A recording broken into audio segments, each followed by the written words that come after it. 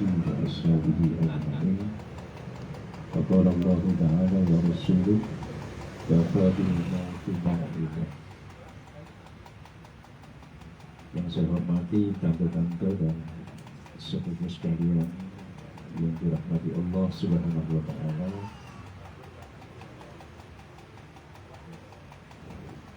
Sayyidina Umar itu pernah berkata begini, secerdas-cerdasnya orang yang beriman itu adalah orang yang selalu mengingat kematian. Secerdas-cerdasnya itu orang yang selalu mengingat akan kematian. Sedangkan baginda Rasulullah itu pernah berkata, kafa bil mauti ma'iyah, yang artinya sebenarnya cukuplah bagi kalian itu kematian itu sebagai nasihat.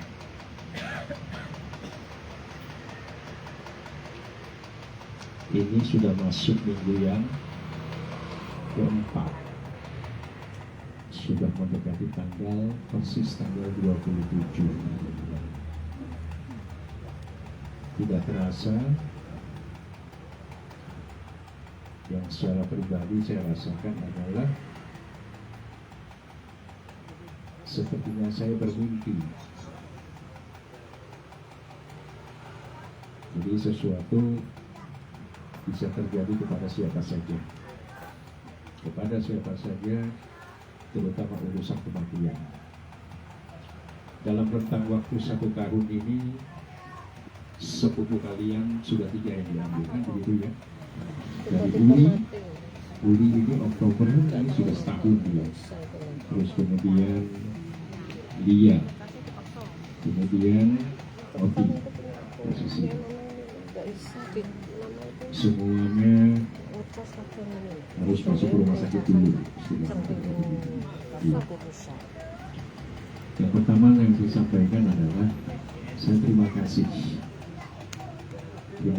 kepada Tante Ani, kepada tante-tante Zuhud, terus Tante Nun, kemudian Mama Ju, dan juga sepupu semuanya. Dan saya yakin doa-doa kalian itu menyertai proses pertemuan aku dengan Allah Subhanahu wa Ta'ala. Satu pertanyaan buat kita semuanya. Jika ada orang yang meninggal, kita yang bertakziah pasti ngomong sama sahibul musibah. Dia itu orang baik. Pasti omongannya kayak begitu. Dia itu orang baik. Pertanyaan saya, itu baik-baik apanya? Baik-baik apanya? Sholatnya? Puasanya enggak? Umroh bolak-balik enggak? Jadi pengertian dari kata-kata suami kamu itu orang baik, istri kamu orang baik, itu artinya di luar ibadah mahdhur, sesuatu yang dilihat oleh manusia, pekerjaan yang dilakukan karena hati nurani yang mendorong untuk melakukan itu, sehingga orang yang sekitarnya melihat ini baik. Cerita sedikit saya, ulama yang bernama Asyikri itu pernah bermimpi bertemu dengan ulama yang sudah meninggal lama sekali. Ketika ditanya oleh Syikri, kamu enak ya hidupnya sekarang? Ya memang saya enak sekarang hidup saya. Di mana? Di akhirat itu dia enak posisinya karena derajatnya diangkat setinggi-tinggi. Kemudian Syikri nanya sama ulama itu, apakah karena sholatmu baik? Dijawab bukan. Apa karena puasamu baik? Dijawab bukan. Apa karena haji? Bukan. Nah terus apa? Ternyata ulama itu pernah ketika dia ada di kota Irak, di Baghdad, di tengah malam yang sunyi dan dinginnya luar biasa, dia mendapatkan seekor anak kucing yang sedang kedinginan. Diambilnya anak kucing itu, kemudian dibawa pulang, dikasih susu, kemudian diselimuti hingga merasa nyaman anak kucing itu. Ternyata karena faktor mengangkat anak kucing itulah kemudian dia diangkat derajatnya. Bukan sholatmu, bukan puasamu, bukan ibadahmu yang makdo itu yang diangkat. Sehingga benar. Artinya kalau ada ulama yang mengatakan jangan pernah menyandarkan sholatmu itu sebagai sesuatu hal yang paling baik, karena itu urusan pribadimu dengan Allah. Sedangkan urusan sesama manusia menjadi pertimbangan yang paling tinggi di mata Allah Subhanahu wa ta'ala. Tadi Tante Ali ngomong outing itu ringan. Memang kadang-kadang sering berlawanan dengan saya. Cuman saya teringat satu hadis Nabi, jika seorang istri itu meninggal dan suaminya ridho ketika dia masih hidup, maka 8 pintu surga itu akan dibuka oleh Allah Subhanahu wa ta'ala. Diperintahkan dia masuk lewat pintu manapun dia mau. Jadi pesan saya pada hari ini adalah yang masih punya suami, yang masih punya pasangan, dijaga, benar, dijaga. Kualitas sholatmu itu enggak pertimbangan, enggak, bukan pertimbangan. Jadi kalau masih berpasangan saat ini, benar-benar dijaga itu, jaga benar. Sehingga apa? Yang diharapkan nanti 8 pintu surga itu kebuka. Pilih mana yang kamu mau masuk, ke pilih. Walaupun suami kita ada kekurangan, pasti tidak mungkin tidak. Kekurangan itu kita sebagai istri yang melengkapi. Jangan pernah menilai dari sisi negatifnya. Sekecil apapun, sampai Nabi mengatakan sesuap nasi yang dimasukkan oleh suamimu ke mulutmu itu nilainya luar biasa di mata Allah Subhanahu wa ta'ala. Jadi yang masih berpasangan tolong itu. Saya mengatakan karena saya merasakan sekarang kehilangan luar biasa.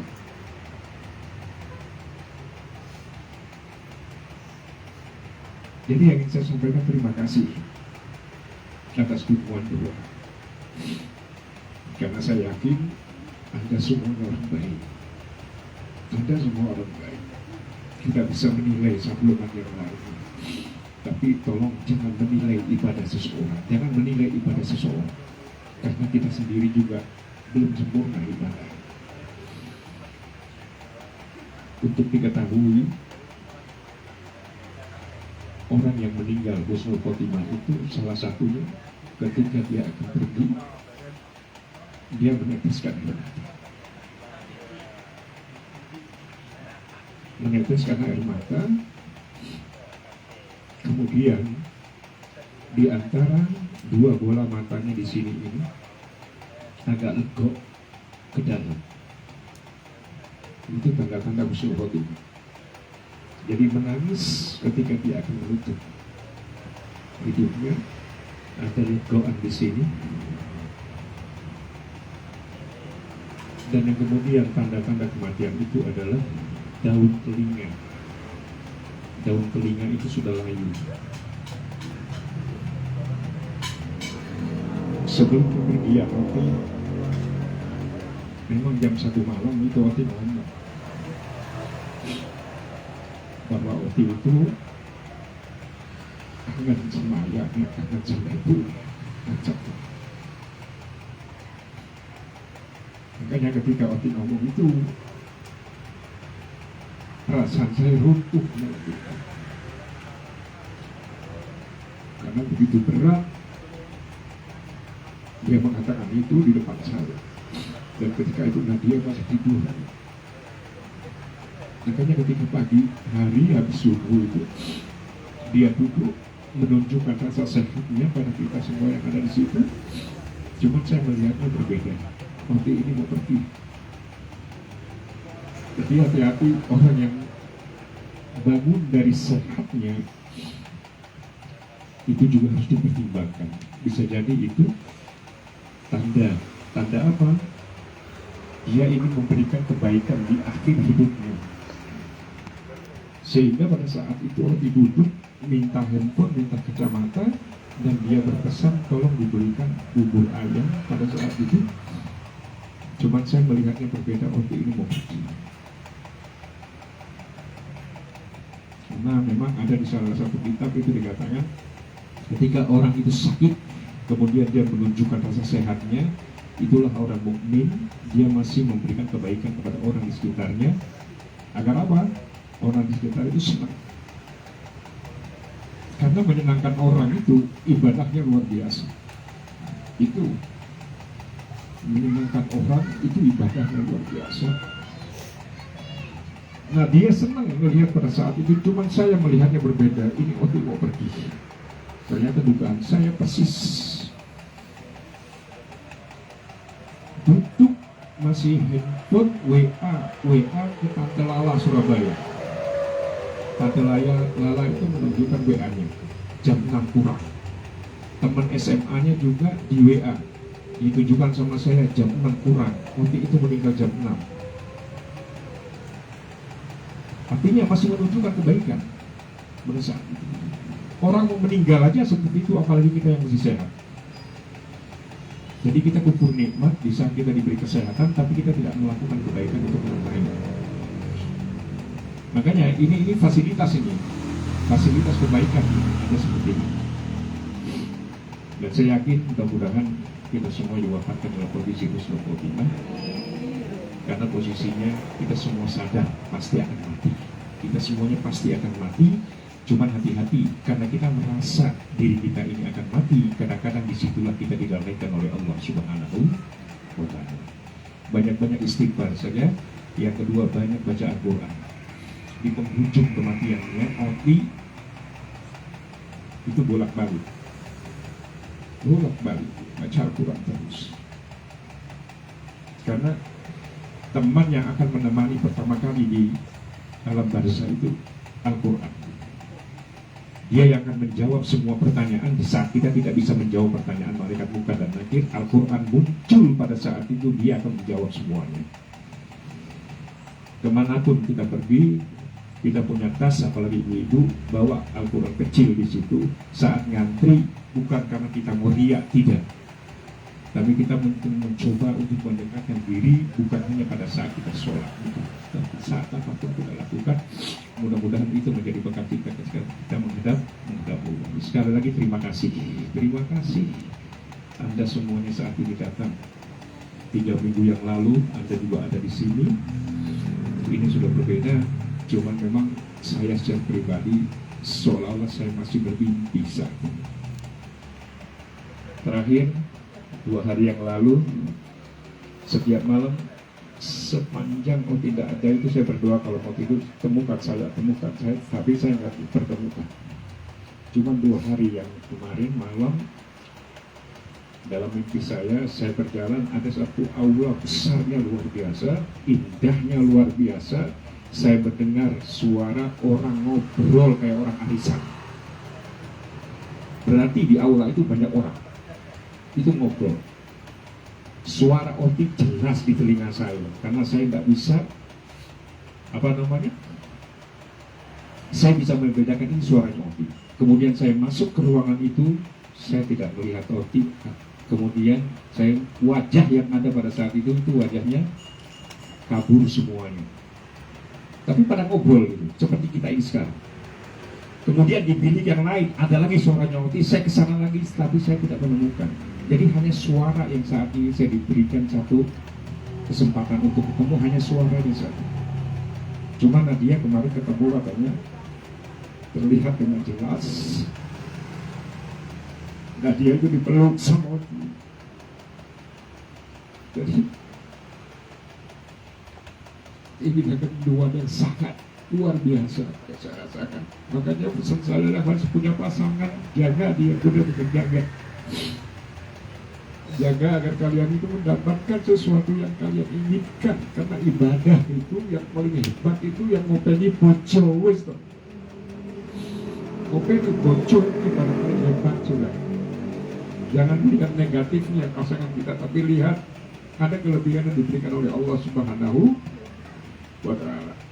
Sekali lagi terima kasih atas kedatangan dan dukungannya baik moral maupun material.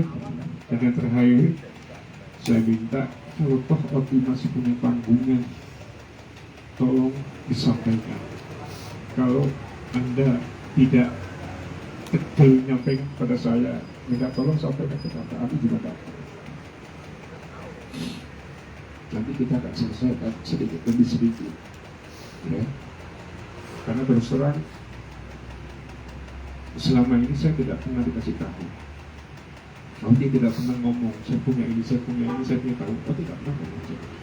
Karena dia yakin dia bisa menyelesaikan. Karena Odi itu optimisnya itu luar biasa.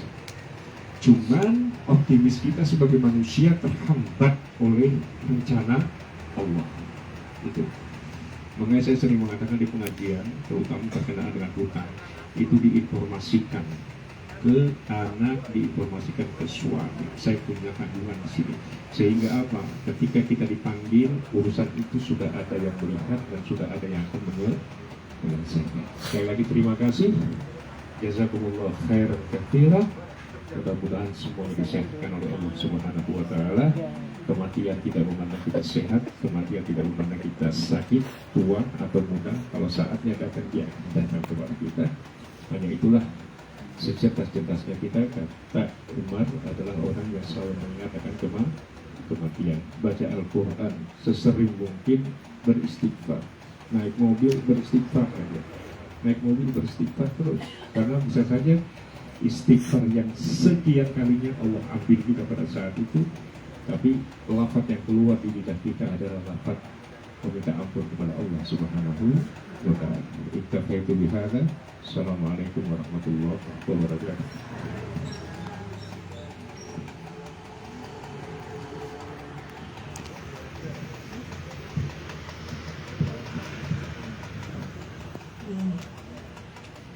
Pesan yang bagus, pesan yang harus kita selalu ingat, surga kita di suami. Apapun Allah tidak memandang sholat kita, dosa kita, kita bakti sama suami, insya Allah akan kita dapat surga tanpa harus melihat kekurangan suami. Abaikan itu karena judul sudah tertulis. Terima kasih untuk kakak, ponakan, saudara-saudari semua,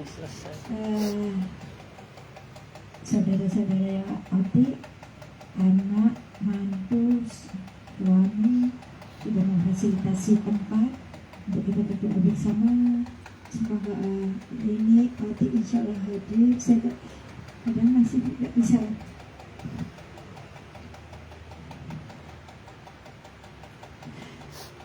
sempat ingat nangis.